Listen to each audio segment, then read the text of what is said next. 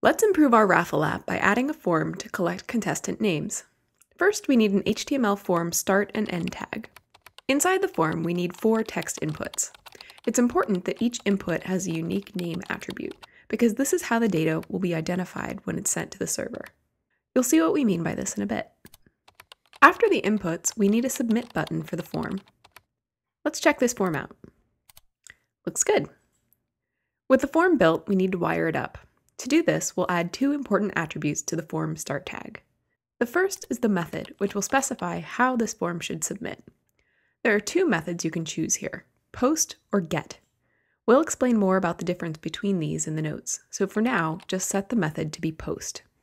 The second attribute we need to add is the action, which specifies where the form gets submitted to. In other words, what page is going to be responsible for processing the form data.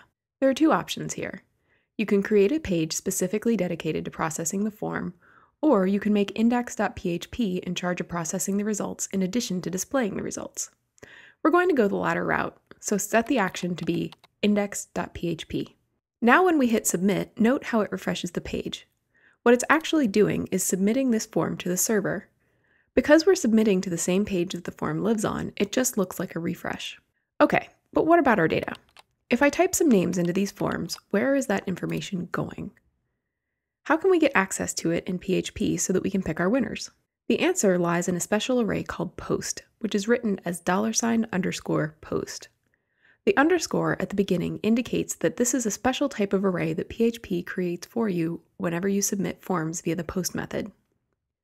To show what we mean, we're going to use a PHP function called print_r, which provides a quick and dirty way to display the contents of an array. So now you can see, whatever names we enter into these form inputs are being mapped into the post array. Notice the keys on this array correspond to the names of the fields. In the next video, we'll demonstrate how to put this post array to use.